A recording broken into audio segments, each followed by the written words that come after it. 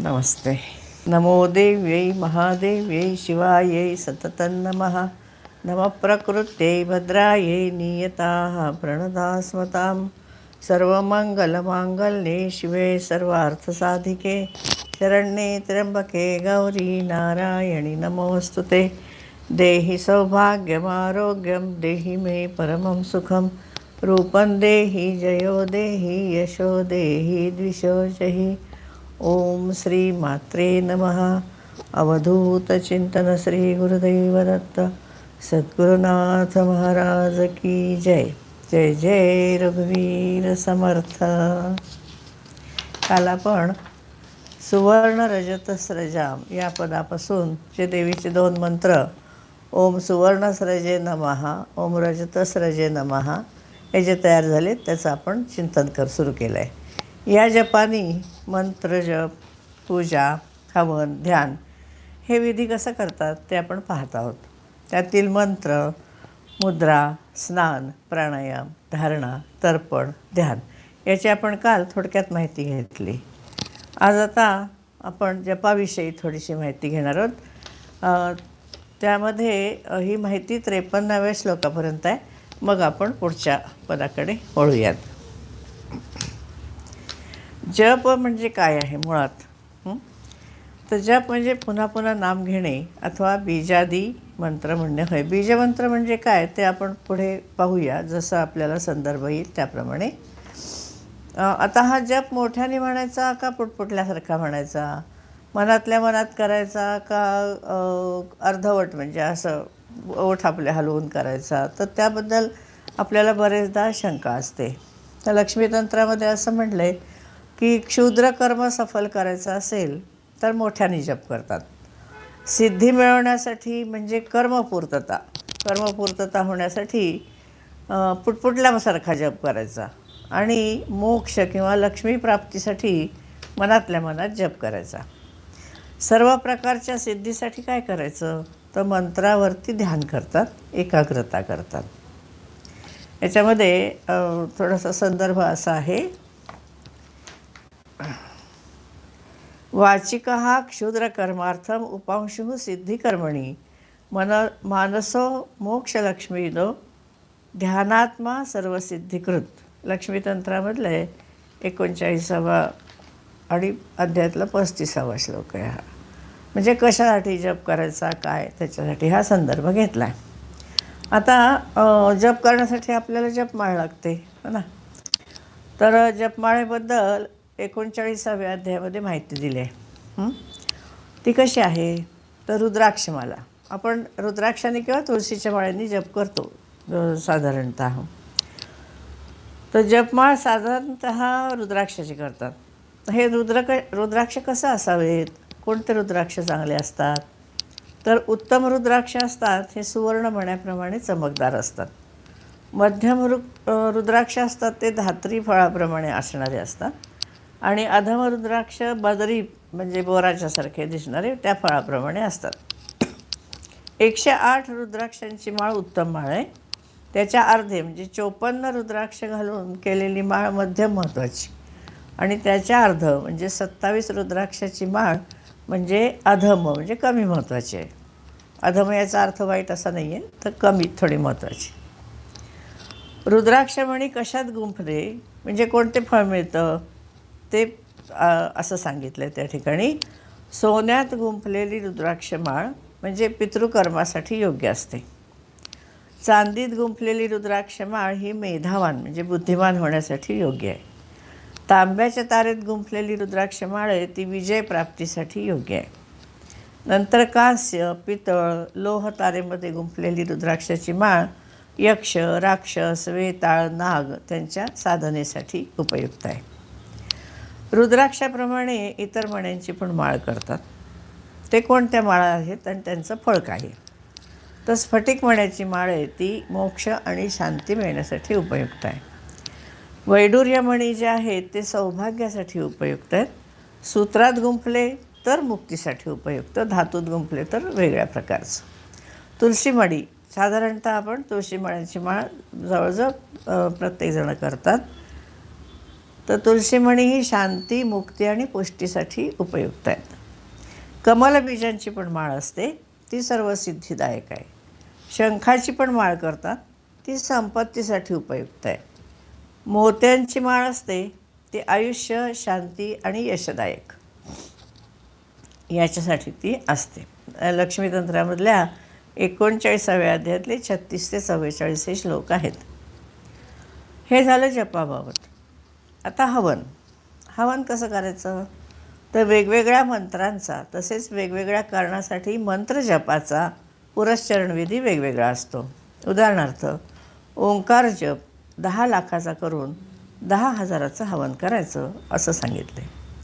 अशा प्रकारे प्रत्येक मंत्राचा जप किती करावा आणि त्याचं हवन किती करावं हे ठरलेलं असतं. साधारणत असा नियम आहे की जपसंख्येच्या 1 हवन करतात. याप्रमाणे आपण पाहायचं असतं. आता त्या विधीनुसार जे आपण 2 मंत्र आत्ता पाहतात, ओम सुवर्णस्रजे नमः आणि ओम रजतस्रजे नमः यांचा जप आणि त्या मंत्रांनी अर्चना, हवन आणि ध्यान करायचं असे या ठिकाणी लक्ष्मीदेवींनी सांगितलेलं आहे. आता आपण पुढचं पद बघूया. चंक्रम्यमाणा भक्तानां द्रावयामी च दुष्कृतम चंद्रवत सततम चित्तम भक्तानां द्रावयामी च. म्हणजे आता आपण चंद्रा ह्या पदाचं विवेचन करणार आहोत. हिरण्यवर्णाम हरिणीम सुवर्णरजतस्रजाम चंद्राम हिरण्मयीम लक्ष्मी. त्याच्यामधलं चंद्रा ह्या पदाचं विवेचन. काय म्हणते इथे देवी? चंद्राप्रमाणे सतत फिरणारी मी म्हणजे लक्ष्मी भक्तांचे दुरित पळवून लावते आणि भक्तांचे चित्त मृदू करते, करुणायुक्त करते. कारण चंद्र कसं आहे? थंडावा देणारे आहे. आता हे जे आहे तिला चंद्रा म्हणलं की चंद्राची वैशिष्ट्य तिच्यामध्ये दिसतात. कोणती आहेत वैशिष्ट्य? तर चंद्र फिरत असतो ना, उगवतो मावळतो, शिवाय त्याच्या कला असतात. तसं देवी पण फिरत असते. म्हणजे काय करते? तर सर्वांच्या कामाकडे, त्यांनी केलेल्या पापपुण्यकर्माकडे, हेतुपुरस्सर सुद्धा जी कर्म करायची टाळलेली असतात लोकांनी त्याच्याकडे पाहते. या संदर्भामध्ये मी सगळीकडे फिरत असते असं ती म्हणते. मग पुढं काय म्हणते की मी भक्तांची दुष्कृत्ये पातळ करते. म्हणजे काय करायचं? तर दुष्कृत्यांचा जो प्रभाव आहे तो कमी करायचा. या श्लोकामध्ये दुष्कृत असा शब्द आला आहे. आता आपल्याला सुकृत आणि दुष्कृत हे शब्द परिचयाचे आहेत. बहुत सुकृतांची जोडी म्हणून विठ्ठले आवडी असं आपण ज्ञानेश्वर माऊलींच्या अभंगामध्ये म्हणतो. तो हा विठ्ठल बरवा, तो हा माधव बरवा, त्याच्यामध्ये म्हणतो. आता साधारण या शब्दांचा अर्थ काय आहे? चांगलं कर्म आणि वाईट कर्म किंवा पाप आणि पुण्य किंवा पुण्य आणि पाप असा घेतला जातो. भगवद्गीतेमध्ये सुकृत करणारे लोक 4 प्रकारे माझी भक्ती करतात असं सांगितलं आहे. भगवंतांनी काय म्हटलेलं आहे? तर कोणते लक्ष्यामी जगत सर्व पुण्यकृताकृत्य असं लक्ष्मी म्हणते. पण गीतेमध्ये काय म्हणलं आहे?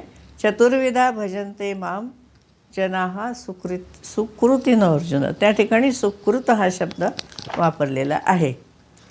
तर कोणते 4 प्रकारचे लोक असतात आपण आपल्याला भगवद्गीतेमध्ये माहिती आहे की आर्त, अर्थार्थी, जिज्ञासू आणि ज्ञानी. ज्ञानी म्हणजे शास्त्रवेत्ता. पण सुकृत गाठीशी असल्याशिवाय भक्त होता येत नाही, त्याला देवाची आठवण येत नाही. मग श्लोकामध्ये जेव्हा देवी म्हणते की मी भक्तांचे दुष्कृत दूर करते, याचं स्पष्टीकरण आपण कसं करणार? तर इथं भक्तिशास्त्र आपल्या मदतीला येतं. ईश्वर कसा आहे? करुणामय आहे आणि आपण निर्माण केलेल्या जीवांची तो काळजी घेतो. कारण त्याची निर्मिती आहे ना, विश्व ही त्याची निर्मिती आहे. मग आपल्या निर्मितीची आपण काळजी घेतो आपल्या घरामध्ये, तसंच आहे. आणि मग काय करतो? तर त्यामुळे तो करुणार्द्र आहे. आणि मग तो काय करतो? तर स्वतः भक्तांचे दुष्कृत घालवण्याचा प्रयत्न करतो. म्हणजे मनुष्याच्या हातून पुण्यकर्म व्हावं, त्याला चांगल्या इच्छा प्राप्त व्हाव्यात, त्यांनी सत्कर्म करावं आणि त्यांनी सुखी राहावं असा ईश्वराचा प्रयत्न असतो. कधीकधी जी शिक्षा दिली जाते ती सुद्धा चांगलं होण्यासाठी दिली जाते. आई आता मुलांना शिक्षा करते काही वेळेला, उपाशी ठेवते का तर त्यांनी सुधारावं म्हणून. तसं भगवंतसुद्धा कधीकधी जी शिक्षा देतो ती आपल्याला सुधारण्यासाठी देत असतो. म्हणजे त्याच्या पाठीमागे त्याची करुणा आहे. भक्तिसूत्रामध्ये करुणा हा देवाचा स्वभाव सांगितला आहे. जे शांडिल्य भक्तिसूत्रामध्ये असं म्हणलं आहे, मुख्यम तस्यही कारुण्यम. हे 2:1-23 असं सूत्र आहे शांडिल्य भक्तिसूत्रामध्ये. मुख्यम तस्यही कारुण्यम. तर करुणा हा देवाचा मुख्य स्वभाव आहे. मग ही देवी त्याचीच शक्ती आहे ना, त्यामुळं ती स्वतःहून करुणामय आहे. ती तर ती आई आहे, जगज्जननी आहे. आईला सगळ्या लेकरांची काळजी असते. विशेषतः जो अशक्त आहे त्याची ती जास्त काळजी करते. तर त्याप्रमाणे देवी काय करते की करुणामय असल्यामुळे स्वतःहून भक्तांचे दुष्कृत्य दूर करण्याचा प्रयत्न करते. कारण कशी आहे? आर्द्र आहे, ओली आहे, मृदुता आहे, तिच्यामध्ये स्निग्धता आहे. आता आपण विश्वामध्ये बघतो तर आर्द्रता हा गुण कोणाचा आहे? चंद्राचा आहे. चंद्रकिरण आल्हाददायक आणि शीतल असतात. त्याच्या आकर्षणाने समुद्राला भरती आणि ओहोटी येते. चंद्र आणि लक्ष्मी दोघेसुद्धा कसे आहेत? समुद्रातून उत्पन्न झालेत. आपल्याला श्लोक माहिती आहे, जी रत्न आली समुद्रातून त्याच्यामध्ये चंद्र आणि लक्ष्मी दोन्ही पण आहे. तर त्याच्यातून ती आल्यामुळे दोघे पण समुद्रातून आले, त्यामुळे दोघांमध्ये साम्य आहे. त्यामुळं देवी दुष्कृत्य पण पातळ करते, म्हणजे हलकी करते, कमी करते आणि भक्तांच्या मनाला आकर्षित करून द्रवित करते. भक्तांच्या मनाला द्रवित करायचं तर मनसुद्धा द्रवलं पाहिजे ना. ते जर कठीण असेल तर ते द्रवेल का? तर ते पण आपण बघूया. कारण चंद्रमा मनसो जातः असं पुरुष सूक्तामध्ये म्हटलेलं आहे. म्हणजे ईश्वराच्या मनापासून चंद्रामध्ये ईश्वर आहे, त्याच्या मनामध्ये सुद्धा ईश्वराचा अंश 100% आहे. त्यामुळे मनाचा आणि ईश्वर चंद्राचा संबंध आहे. चंद्रमा मनसो जातः, ईश्वराच्या मनापासून चंद्र झालेला आहे. त्यामुळे आपल्या मनामध्ये सुद्धा तो अंश असल्यामुळे आपला आणि आपल्या जीवाचा, आपल्या मनाचा आणि चंद्राचा संबंध आहे. तसाच मनाचा आणि लक्ष्मीचा आहे, कारण ती अहंता आहे. अहमची अहंता, भगवंताची भगवत्ता.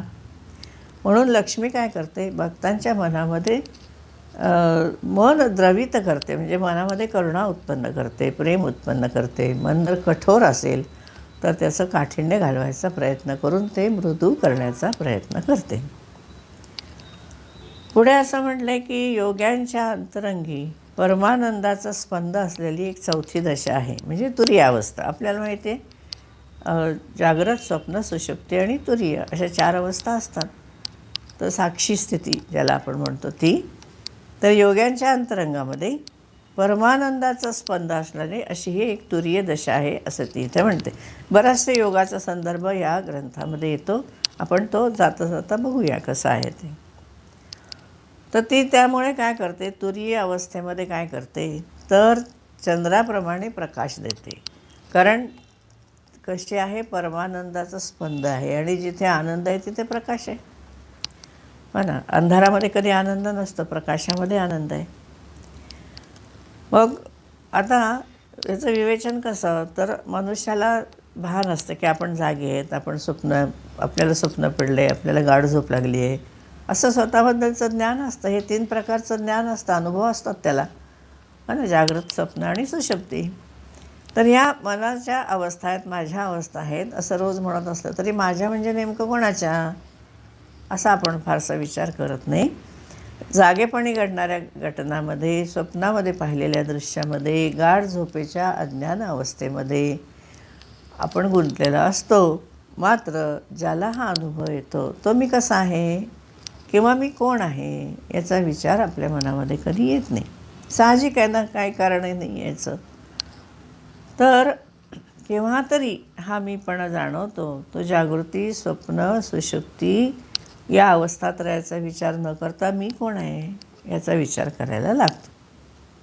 मग त्याला कळते की ह्या 3 अवस्था ज्या आहेत त्या मीला जाणवतात.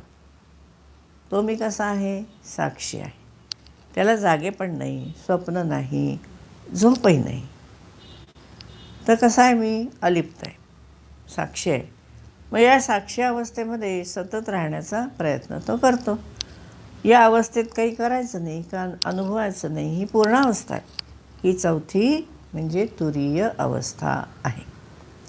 या श्लोकामध्ये चौथी दशा असा उल्लेख करून तुरीय अवस्था उल्लेख जो केलेली आहे, त्या अवस्थेमध्ये योगीजन राहतात.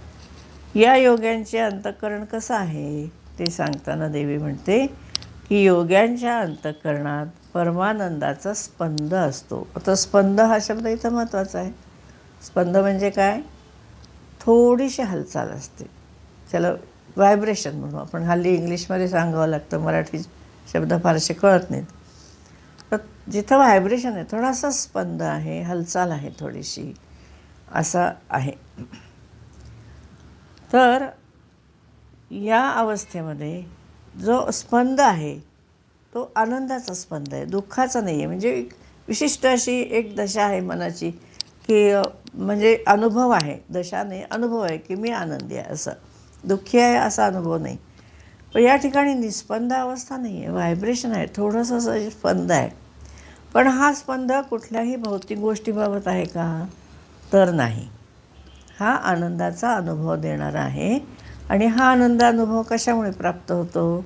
तर देवीच्या कृपेने आपल्याला तो प्राप्त होतो. देवी कशी आहे? आत्मशक्ती आहे, परमात्म्याची पराशक्ती है ना, आत्म्याची आत्मशक्ती आहे. तिची कृपा झाली तर मनुष्याला आपल्या बद्धतेची जाणीव होऊन तो साधक बनतो.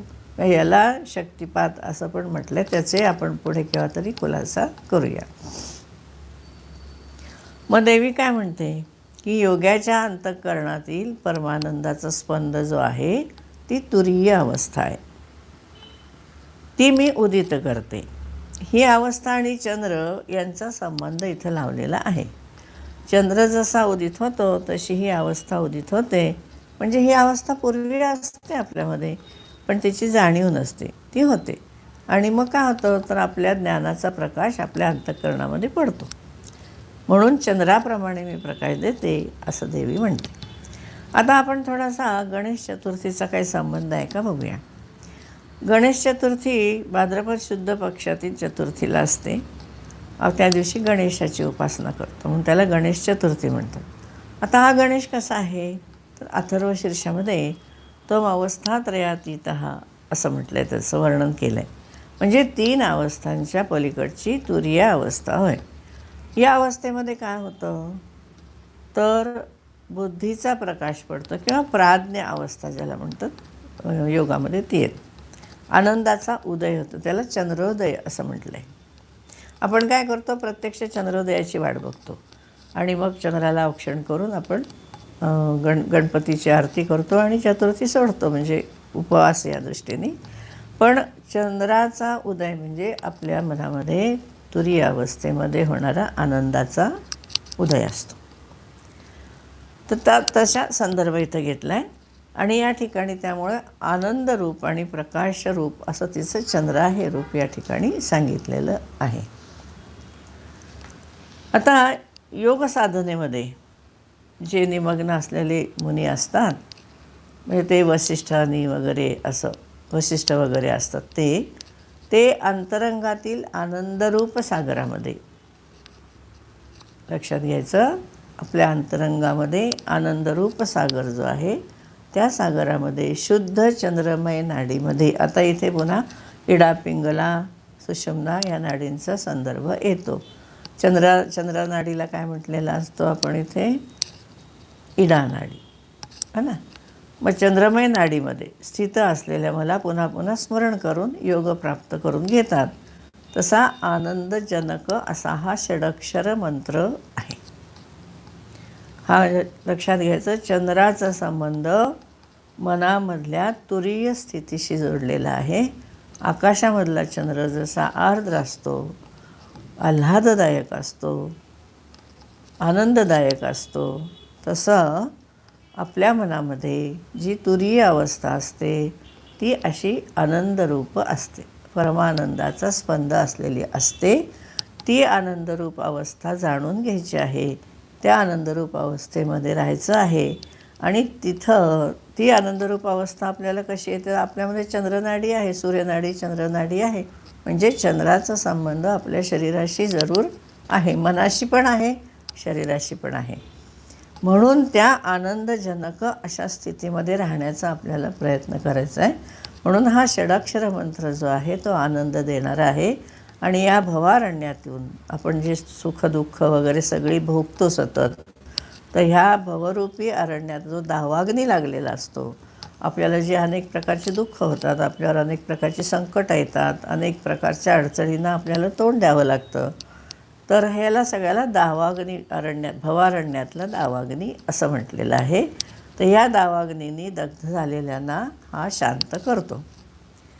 म्हणजे हे 54व्या पदापासून चंद्राचं विवेचन सुरू झालं आहे. इथं चंद्र स्वरूपाने लक्ष्मीचं ध्यान करायचं आहे, त्यांनी योग साधता येतो असा मुद्दा आहे.